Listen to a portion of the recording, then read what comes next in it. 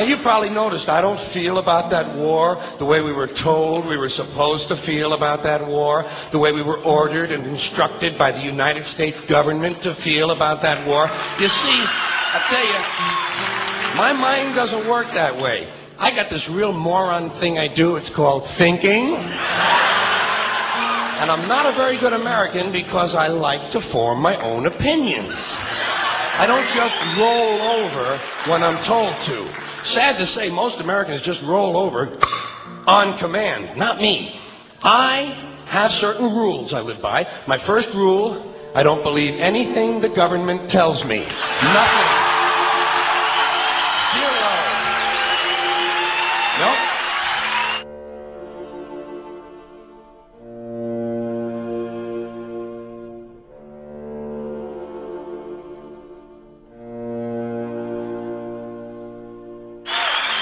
And I don't take very seriously the media or the press in this country, who in the case of the Persian Gulf War were nothing more than unpaid employees of the Department of Defense, and who most of the time function as kind of an unofficial public relations agency for the United States government. So I don't listen to them, I don't really believe in my country, and I gotta tell you folks, I don't get all choked up about yellow ribbons and American flags. Now, to balance the scale, I'd like to talk about some things that bring us together. Things that point out our similarities instead of our differences. Because that's all you ever hear about in this country is our differences. That's all the media and the politicians are ever talking about, the things that separate us, things that make us different from one another. That's the way the ruling class operates in any society. They try to divide the rest of the people. They keep the lower and the middle classes fighting with each other so that they, the rich, can run off with all the fucking money. Fairly simple thing, happens to work. You know, anything different, that's what they're going to talk about. Race, religion, ethnic and national background, jobs, income, education, social status, sexuality, anything you can do, keep us fighting with each other so that they can keep going to the bank. You know how I describe the economic and social classes in this country? The upper class keeps all of the money, pays none of the taxes. The middle class pays all of the taxes, does all of the work. The poor are there just to scare the shit out of the middle class. Keep them showing up at those jobs. Politicians know that word. They use it on you. Politicians have traditionally hidden behind three things: the flag, the Bible, and children. No child left behind. No child left behind. Oh, really? Well, it wasn't long ago you were talking about giving kids a head start. Head start, left behind. Someone's losing fucking ground here. But there's a reason. There's a reason. There's a reason for this. There's a reason education sucks, and it's the same reason that it will never, ever, ever be fixed. It's never going to get any better. Don't look for it. Be happy with what you got. Because the owners of this country don't want that. I'm talking about the real owners now. The big, the wealthy, the real owners, the big wealthy business interests that control things and make all the important decisions.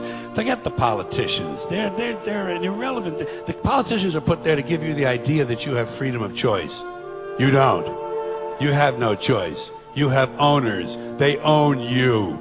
They own everything. They own all the important land. They own and control the corporations. They've long since bought and paid for the Senate, the Congress, the state houses, the city halls. They got the judges in their back pockets, and they own all the big media news, all the big media companies. So they control just about all of the news and information you get to hear. They got you by the balls.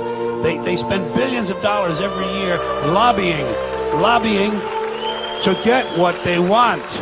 Well, we know what they want. They want more for themselves and less for everybody else. But I'll tell you what they don't want. They don't want a population of citizens capable of critical thinking. They don't want well-informed, well-educated people capable of critical thinking. They're not interested in that. That doesn't help them. That's against their interest. That's right.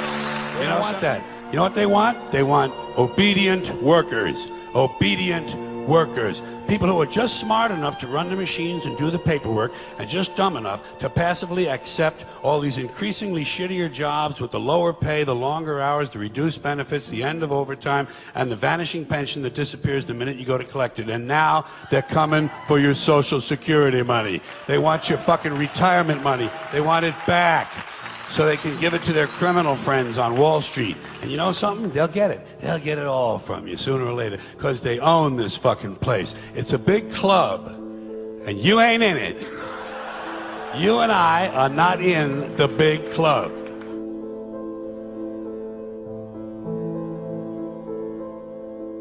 The greatest form of control is where you think you're free when you're being fundamentally manipulated and dictated to. One form of dictatorship is being in a prison cell and you can see the bars and touch it.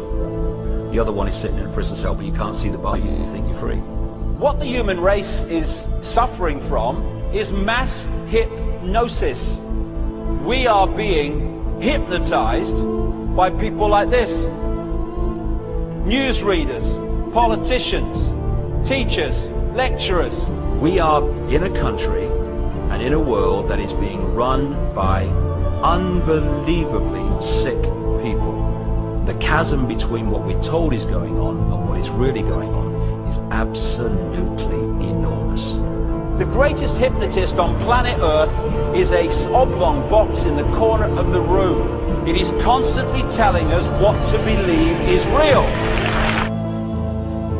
Historically, the control and manipulation of political opinion has been the Freemasons' main weapon in gaining control of countries and states.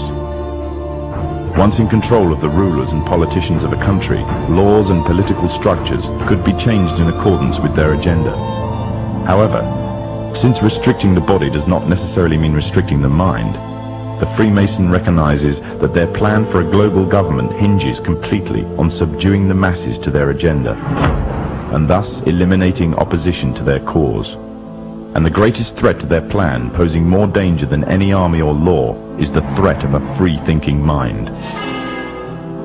In order to eliminate this threat and to achieve their objective, the Masons have set about the boldest plan ever devised: the complete control of every aspect of human life, your life. And the weapons they are using against you are in your very homes, entertaining you and your children, and gradually indoctrinating you without you even realizing.